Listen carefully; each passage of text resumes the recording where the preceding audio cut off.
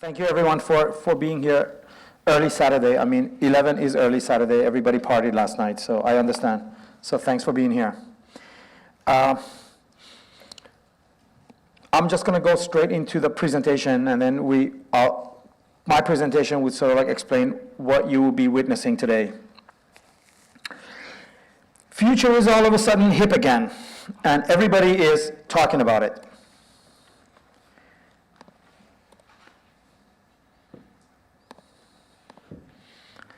There is Future, the post-scarcity rapper who put out like 6 albums last year.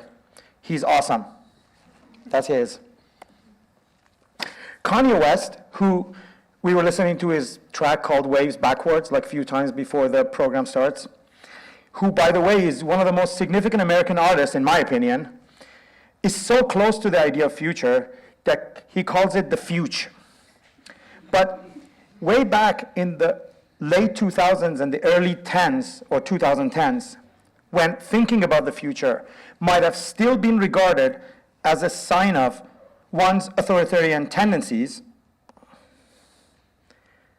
a group of us advocated a new radical ecology of time, an understanding that the main reason as to why history is not simply the past is that historical understandings must always already include their futures. We thought of history as knowing and navigating the unfolding of the historical time from all opposite directions. The story of bots, bodies, and beasts is essentially a future tale. But to be adequately addressed, we must qualify our story with something more substantial than jargon or science fiction. As the program of this year's Studium Generale intends, I will be focusing on the notion of the posthuman as a tool for understanding not just the present, but the future. And by resorting to a new understanding of history, we will attempt to redefine humanity's place in the technological and biological continuums. My own talk will provide an introduction to what I have curated in this year's program, gelling together contributions by 6 of the sharpest minds in matters related to art, technology, artificial intelligence, and global governmentality. Amanda Beach, Manuel Correa, Victoria Ivanova, Adam Kleinman, Matteo Pasquinelli, and Alan Feldman. 2 artists, 2 curators, and 2 philosophers. Together, we will provide arguments that support my claim about our definition of technology and artificial intelligence, that it is in need of an upgrade if we are to meet the scientific and political challenges of our unfolding century.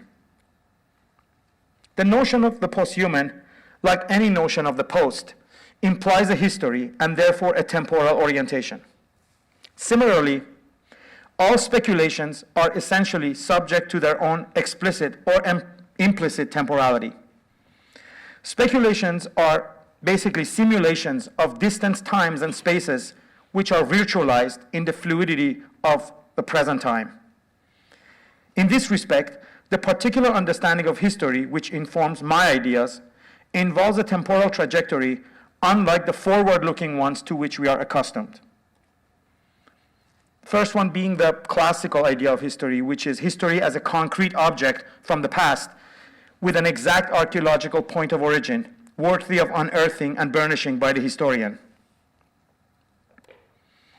The second one being more updated version, which is sort of like related to Benjaminian's concept of history, which is history as a process of reconfiguring the past for use in the present moment by the historian, like Benjamin's Angelus Novus. The third conception of history, which I am borrowing from Reza Negarestani, is what he calls adapting to the reality of time. For him, one moves along an arrow of time from multiple destinations in the future toward the past, establishing a new link in history through which the future travels back in order to interfere with its own origin. He adds, by annulling the possibility of a terminal goal in history while activating the revisionary force of the future, risk as embedded in practical elaboration, intercepts resignation from its source, namely an account of history anchored in and overdetermined by the origin as the foundation of thinking and action in the present. For me, it is possible to augment Negarestani's thought on the reality of time by configuring its materiality, which consists of how the world also embodies within itself multiple future trajectories, constantly acting upon the past-present continuum. In this respect, history is the product of the dialectics between these two forces, the social reality of time and its physical materiality. On the one hand, social or collective intelligence realizes itself through a process of revisionary self-construction which actively anticipates a future and commits to bringing it about. This process indeed involves both risk and commitment. On the other hand, the world at the material level of both the first and what's called the second nature awaits within its own changing dynamics while working with or against these risks and commitments made by the social side. This new conception of history allows us to develop a radically different account of evolution, or in Negarestani's words, the self-realization of the human mind, and what I call the collective artificial general intelligence, as it has worked with the future potentiality of the material world in order to bootstrap itself beyond humanity's biological and lingo-cultural platforms into ever newer material substrates. Think of our planetary computational infrastructure and how it is being woven as we speak in the already existing social technologies. This new conception considers artificial intelligence not as an alien force or as an other to humanity, the image we repeatedly encounter in science fiction, but merely as a newer clothing for our evolving collective mind, as it expands and revises its desires and capacities according to its contingent encounters with the world and the futures it holds. This new conception of history considers the categorical lines separating humans, nature, and machine as blurry, if not in fact arbitrary. From this standpoint, such ontological distinctions are productive only if they further our ability to understand, navigate, and transform the world. Otherwise, they act as conceptual deadweight or unwanted gravity, preventing time and the world from acting on each other. This conception of history also helps us understand the logic of technogenesis, the intertwined evolution of biology and technology. It makes us understand it largely in terms of a process of bootstrapping, which ensures that each new development, in addition to being an independent stage on its own, also functions as a literal bridge to the future. In the same manner that future cannot be temporally written out of history, the evolution of collective intelligence out of natural history and into the technology cannot be collapsed into the history of political economy we are so familiar with via Marxism. So just to be clear about this before I move on, what I'm trying to suggest here is that usually when we think, usually the way history is thought of is, so like, I mean, if you want to go by the Adornian version or like more accepted notions, is like we move from natural history into social history and to like the political economy and therefore. But I take a different approach, and for me, these are two separate histories that are interwoven. One is this history of the emergence of the collective general intelligence. The other one is this history of the political economy. And these two are intertwined, interdependent, but they're both open-ended. So in a way, this way you don't end up with technological determinism or political determinism.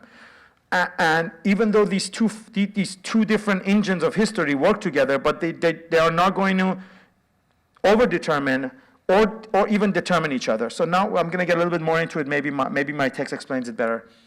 These twin future histories of our collective intelligence and our evolving political systems of power and control both carry their own past, present, and future trajectories and are interdependent but not interdeterminate. What we face as history today are these two autonomous, open-ended, but entangled developments. Similar to the structure of a DNA, a particular history of the future has an RNA and a DNA. Actually, I meant to say structure of our genes. Both a scientific and a political strand.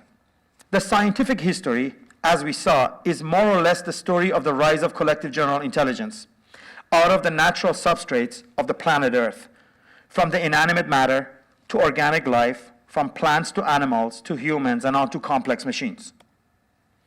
This is the history of artificial intelligence, from the invention of language as the measure of the world in words, to the invention of the clock, the measure of time in numbers, to the perspectival view of the geometrical universe measured onto a two-dimensional surface by painting, or later on by other devices, onto our multiversal contemporary computational epistemology, from alphabet to clocks to camera obscura to painting to sculpture to photography to cinema to television, cable networks, and the internet. On the political side of the history, beginning with the emergence of humans and onwards, our large social collectivities have been utilizing the possibilities offered by the first strand of biotechnological evolution to advance and complexify. This political history is what so far is understood in our myopic view as the only materialist basis for history, a strong base from which all other histories, including those of our media technologies and art, spring, a form of base and superstructure as we're familiar with the Marxist dogma. In the presentations today, there will be a secondary emphasis on how these histories of political economy, media technologies, and art might have a complex and less determinate relationship to each other, particularly via the medium of art, which stands to approximate the connections between the political and the technological. Even though on the social surface of our worldview, there's plenty of chatter about how intelligent machines are dominating humans, it would be naive to only pay attention to the ascent of electronic machines without seeing their rise as part of the larger political development. This rise can only make sense if put in the context through which human systems, which are not traditionally considered as forms of artificial intelligence, are not only expanding on their own, but also using the new electronic infrastructure to spread and reinvent themselves. Our electronic infrastructure must rise in and out of our human technologies. That's the only place for it that can grow. The closest account of the amalgamation of human technologies with the digital infrastructure can be found in Benjamin Bratton's new book called The Stack. Bratton's proposal is that new forms of computation, smart grids, cloud platforms, mobile apps, smart cities, the Internet of Things, automation, they constitute a coherent whole that is at the same time a computational apparatus as well as a new governing architecture on a planetary scale. This new account of the emergence of artificial intelligence greatly differs from how the subject has so far been approached, not just by the mass media, but by the majority of humanities and computer science scholars. Faced with self-created ontological barriers, most of these knowledge producers, their distinctions between physical and social machines have blinded them to the negligible differences that exist at the level of mechanism, separating, for example, a computer from a government agency. But in reality, it is becoming increasingly impossible to speak about these things as anything but what Bratton calls different genres of computation. In this account, electronic systems, which are rooted in science and mathematics, are not only a form of prosthetics for our bodies or the body of nature, but also an extension of our existing social technologies, like language, family, God, art, architecture, and other urban and interurban infrastructures, such as subways and roads and museums, literature, cities, media, and finally, the market. In fact, what we call artificial intelligence can only be thoroughly understood in the natural and cultural, or more precisely, biopsychological and socio-political substrates from which it has emerged and in which it continues to dwell. Therefore, when speaking about the demise of humanity and the rise of the engulfing machines, we ought to consider these traditional systems as well as the internet and the cloud, particularly since these social and technological systems are rapidly integrating and becoming indistinguishable from each other, if not also turning into one entity. In short, the demise of the human needs to be reconsidered as its union with the machine, as much as the reality of artificial intelligence ought to be separated from its human-like manifestation. Following Manuel Delanda's insight from 2 decades ago about the emergence of artificial intelligence in terms of blurring the distinctions between a computer's advisory and executive capabilities, it is clear today that as a direct result of the increasing power of the machines, human agents seems to be gradually pushed out of our overlapping local and planetary systems.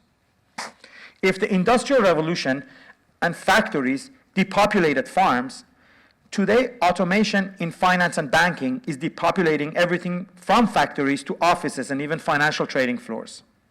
Automation is taking command.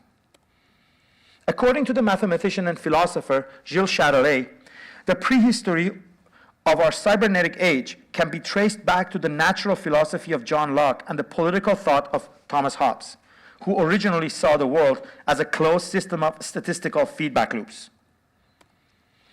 In his recently translated volume, To Live and Think Like Pigs, Châtelet highlights the affinities between postmodernism, the first-order cybernetics, and the pre-Enlightenment past of Europe.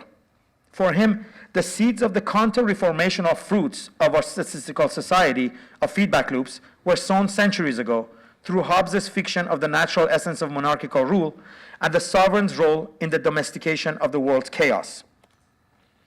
For Châtelet, this fictitious chaos has now been synthetically built into the very fabric of our global socio-political order as a Leviathan-like anarcho-mercantilism, his own terminology for what we later came to understand as neoliberalism.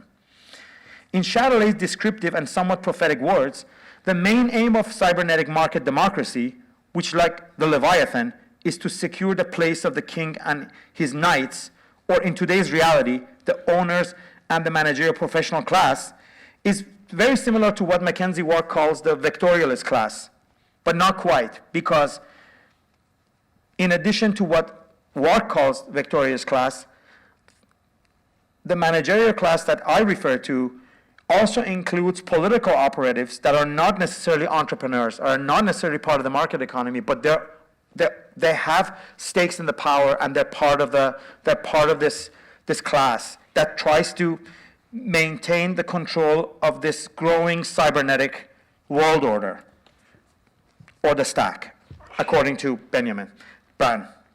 According to Châtelet, this machine-aided owner and managerial professional class establishes its domain through the mediating power of our main regulatory technologies of the state, media, and capital, what he calls the tertiary state. So this sort of like merging of state, capital, and media technologies almost into one, to the point that you can't tell the difference between Google, the government, and Goldman Sachs. The control of the flow of information in various techno-social feedback loops allows this particular class to constantly deprive the networks by subjecting them to toll extraction in a never-ending entropy. The process is, of course, secured by the endless resources of nature, as well as the human population and their cognitive and technical abilities. If successful, this particular form of technological advancement will eventually turn the human world into that of a domesticated animals. Châtelet's insights are crucial for contextualizing Bratton's concept of the stack, since on the planetary scale, a larger conglomerate of these systemic forces function in the geopolitical position of vying to control states, peoples, and even certain individuals. Think of Julian Assange and Edward Snowden. People and countries too small or weak to vie for their own selves. Here we are trying to grapple with the planetary results of the shift from Foucault's disciplinary order of Westphalian nation-states to Deleuze's openly globalized control society. Under the cybernetic management of the new geopolitics, local demands for equality, freedom, and a fair share of global wealth has made it extremely difficult for capital to maintain its old colonial order of direct control in the colonies via corrupt and despotic local rulers. In his recent work, Matteo Pasquinelli, which will be with us very soon, and he will be presenting a paper today, he makes a geopolitical sense of this problem and uses Lev Manovich, who basically theorized a few years ago of how basically access to data and technology is creating divisions between people.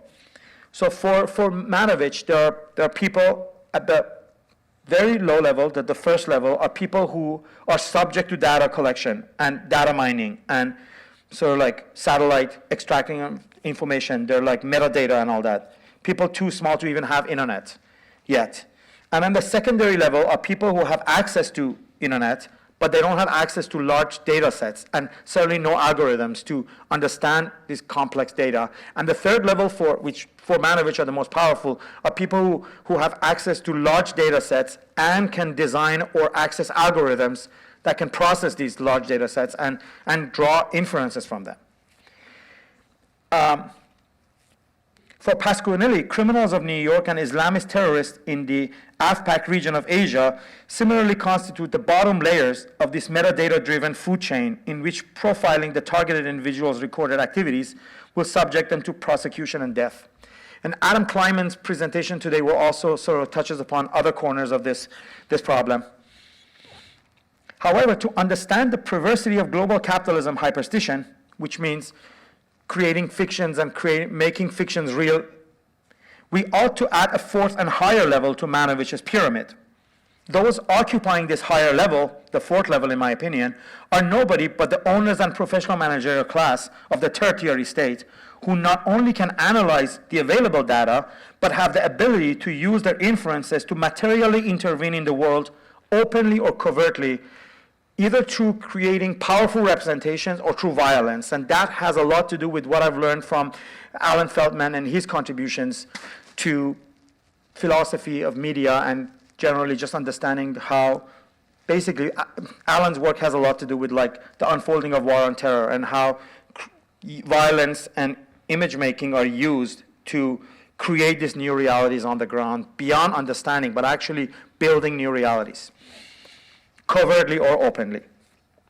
From the onset of the 2003 Iraq War, a change of policy from enforcing order towards promoting chaos has been pursued by the global north over the rest of the world.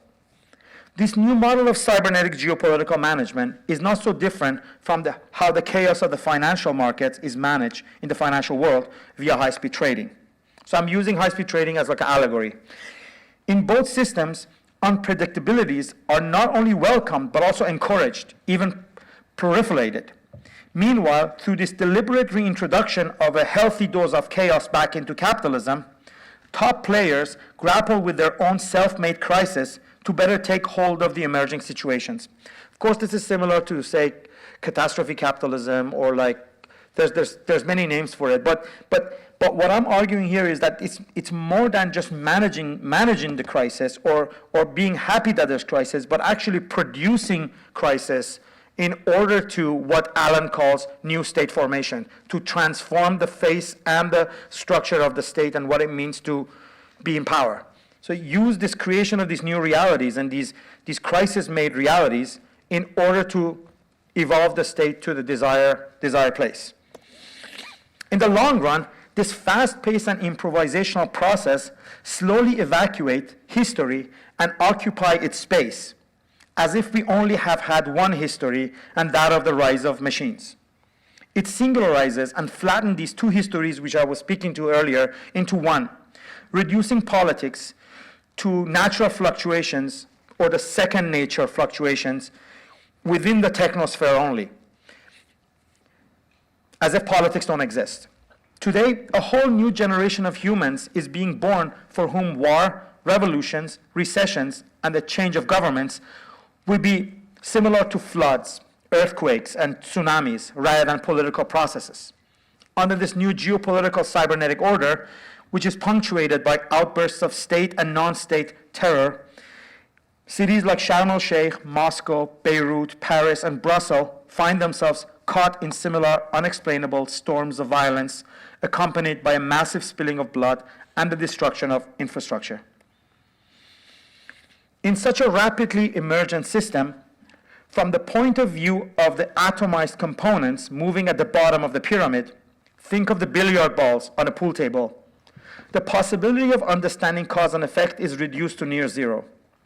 However, from the position of the tertiary state forces of government, capital, and high technology who are hovering over the table, the chaotic movement of the balls caused by the game is ripe for business opportunities.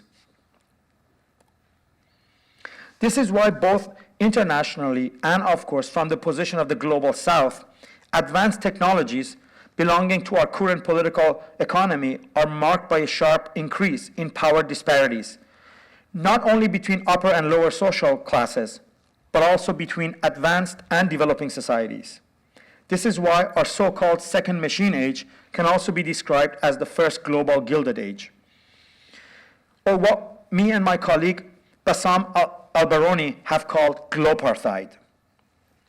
I'm going to read this short paragraph that Bassam has written around the idea of glopartheid, which I think is very, very timely.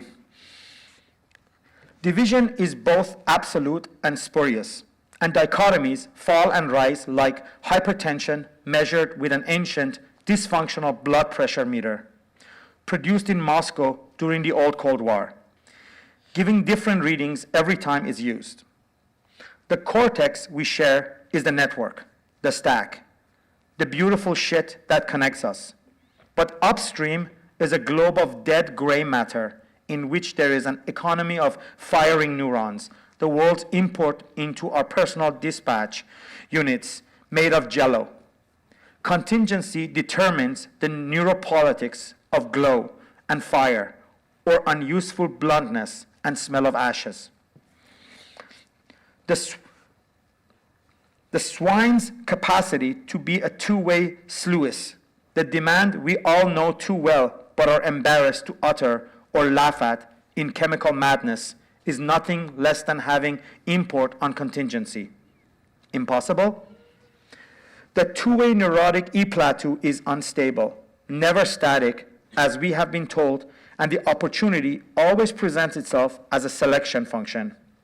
Pick your glow-in-the-dark or dot GIF, God Boreas, Aegon, or Prometheus. But making a selection is never enough, and not to be confused with morals. Apartheid has infiltrated every corner of our socio-cognitive transnational globe. It's now glopartheid. From the point of view of the owners and the professional managerial class, the main task of technology since the Jacquard loom, which automated pattern making in weaving and subjected it to programming, has been to substitute human utility with mechanical labor and move pacified humans to the consuming margins of production. But we can also try to look at the situation from the position of the technological evolution, or the first strand of history we spoke about earlier. If we look at the gap between the being and the function of what is categorized as artificial intelligence, we will get a picture of a widening socio-technological evolution and, if necessary, a revolution, not unlike that of the Terminator Skynet, of course visible only if the film is remade from the point of view of the machine and not humans. For this story to make sense, we must abandon our human point of view for a sec and look at the situations from the point of view of the machine. Beginning with language as the most originary technological innovation derived from the nature, yet operating outside of its laws, the main function of technology has been to colonize the minds of humans and use them towards its own alien self-realization. From the machine's point of view, human cognitive labor is the most crucial historical resource. For them, the massive global connectivity between millions of humans we call the internet is the only substrate from which global artificial intelligence will have to emerge. As humans become more implicated in this system, the interspecies trade-offs between them and machines will infinitely expand in favor of the machines.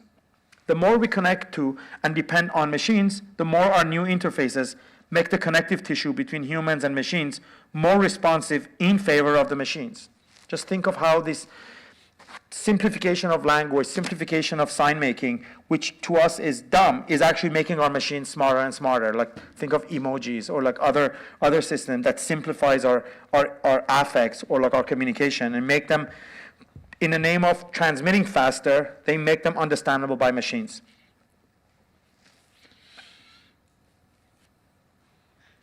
The more we use machines as tools, the more they use us for their own deeper purpose. But there are still powerful human intermediaries who maintain the man-machine symbiosis and take advantage of the rise of the machines to accumulate more power and influence over the whole. That will be the political history that we talked about earlier. This is to say that there is a power struggle between those who desire to remain in total control of this coevolution versus the rest of the players, human and inhuman, who are pushing for a truly non-hierarchical system whose control is also automated and verifiable. This struggle is making it increasingly difficult for capitalism as a machine-aided planetary mode of control and power to camouflage itself as the rational, decentralized, and democratized future of our coexistence with machines. Every day, fewer and fewer people are willing to believe in the false promises of a free market networked world. This struggle is paving the way for a fundamental shift in what it means to be alive and in control. From the machine's point of view, our societies will have to either shed the skeuomorphic skin of the Enlightenment era humanism and accept the brutal and top-to-bottom leviathan of the powerful, or work rigorously and collectively to repair the damaged psyche they share among themselves and with these machines that we're creating, and reform the whole system. This new techno-politics demands that we replace the third-party regulators who mediate exchanges with control processes that are less prone to inequality. We need to find new ways to prevent powerful minorities to use their advantaged position within our systems in order to hack them for their own benefit. This new politics requires general protocols for direct and discrete forms of exchange and accounting. They will circumvent or make altogether redundant entities such as state, banks, and the media. Isn't this the utopian essence of the social media, which has implicitly advanced these objectives, or which has at least created space for their expression? Can we map out today's locally oriented political, cultural, and environmental turmoils as the precursor to this much larger collective attempt by hyper-connected humans and machines? Which is, this hyper-connected humans and machines is my definition of the post-human, whether we like it or not.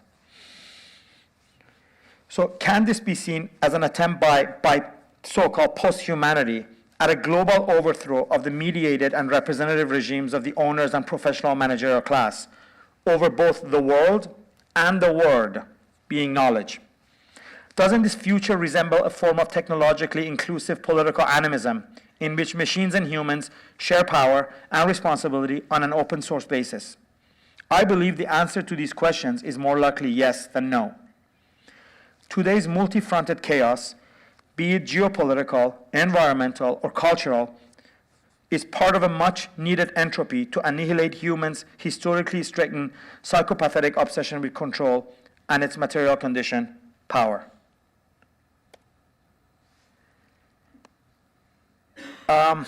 So that was my introduction.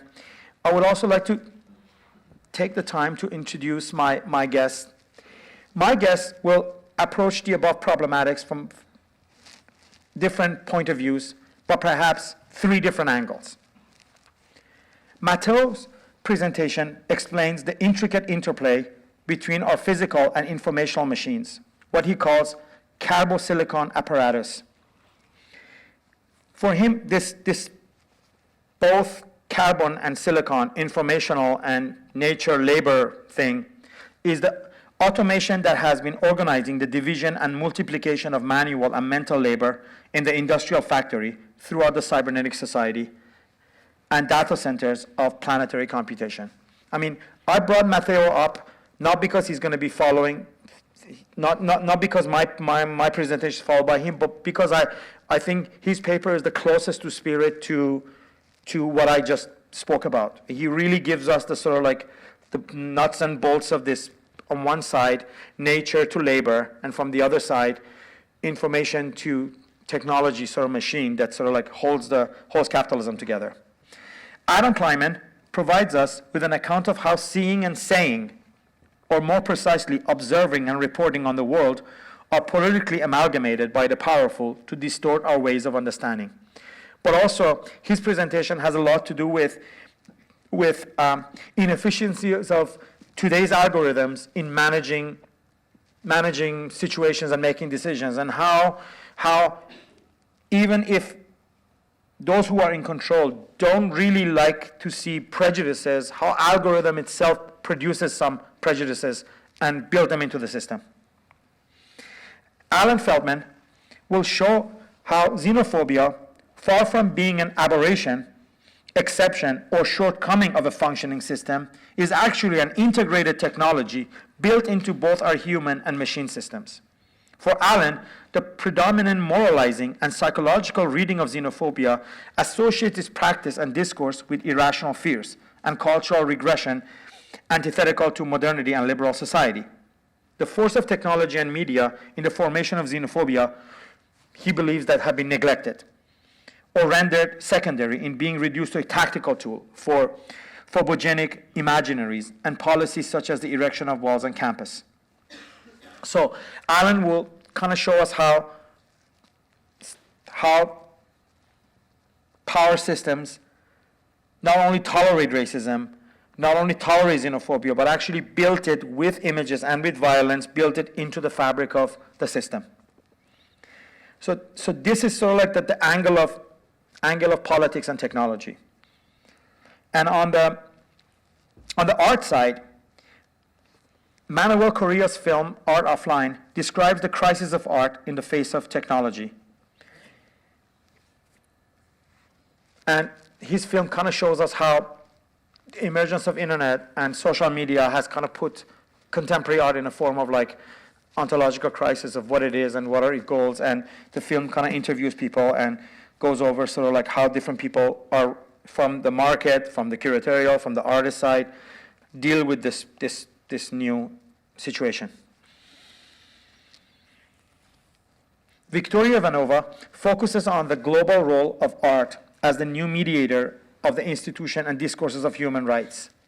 In a way, sort of like showing how the line between NGOs and contemporary art is getting more and more blurred, and how these venues like biennales or like other venues, even like venues like this, act as this place for upholding human rights values in the absence or in conjunction with other works that are being done in human rights. But I think she's a little bit more cynical about it than I am. So I'm very, very like, and it's a new paper, so I'm really like, myself, I'm like excited to hear what she has to say. And Amanda Beach will be talking about the weaknesses of the contemporary art paradigm. She'll be outlining bold proposals for how a new art can be built out of the ashes of this indeterminate and sort of like wishy-washy thing we call contemporary art. So I think for now this is it. I will try to introduce each speaker beginning before they speak, and I left a little bit of time because I think if you want to like ask me questions about the program or ask me questions about my presentation and ask me why do I end with this picture, I'm more than happy to answer. I would like to explain why would I like to end with this picture, because for those of us in the United States who've been kind of like following the Democratic Party primaries and the way establishment are supporting this sort of like half Democrat, half Republican candidate called Hillary Clinton, the rise and the so far limited successes of Bernie Sanders has a lot to do with the themes of the conference, because you know, throughout the last 10 years, there's been a lot of research and work done on how the young people are totally dumbed down by technology, or like how social media has alienated these kids politically. And you know, the selection of somebody like Jeremy Corbyn and the way the digital natives or like the millennials who are sort of like middle class or working class organized and took over the Labour Party in England, and the way they're doing the same thing in America, I mean, it's an attempt. We don't know if it's going to be successful or not.